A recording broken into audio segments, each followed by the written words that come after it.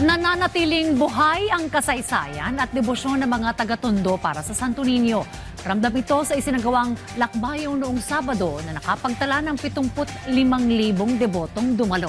Yan ang ulat ni Denise Osorio. Dagsa ang mga deboto sa Basilica Menor de Santo Niño de Tondo para sa kapistahan ng Batang Jesus.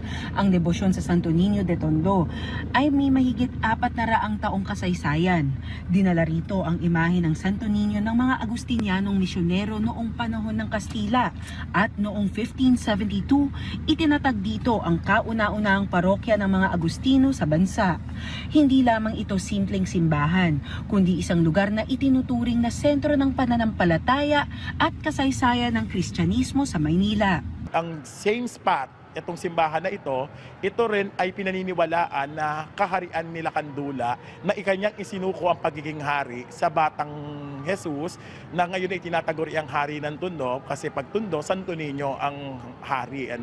So dito natapos ang pamumuno ng mga ruler kasi nakatekismo ng mga Agustino na ang nag-iisang hari lamang ay ang Santo Niño, yung Batang Jesus. Bukod sa pagiging makasaysayan, nananatiling buhay ang debosyon ng mga taga-Tondo sa Santo Niño, lalong na para sa mga bata, may sakit at mga pamilyang humihiling ng biyaya.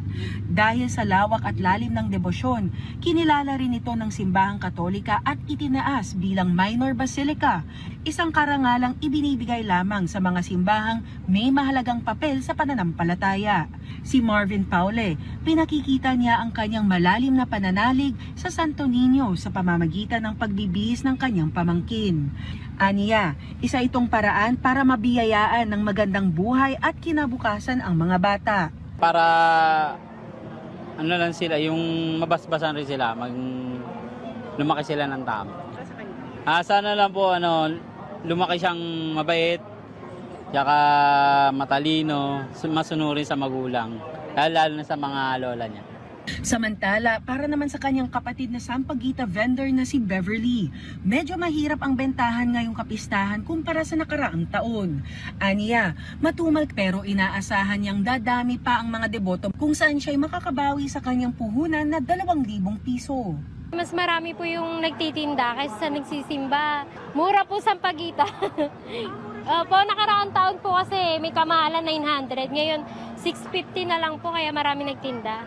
Sa isnagawa namang lakbayaw na isang prosesyon at pagsasayaw bilang panata at pasasalamat sa Santo Niño. Mula ito sa salitang lakbay at sayaw na isang modernong version ng dating fluvial procession o pagoda noong isinasakay pa sa bangka ang mga imahe ng Santo Niño. Naitalang nasa 75,000 na deboto ang dumalo para sa lakbayaw. Samantala, nasa mahigit sa 1,000 kawani ng PNP ang idineploy ng MPD para sa buong weekend. Denise Osorio para sa Pambansang TV sa Bagong Pilipinas.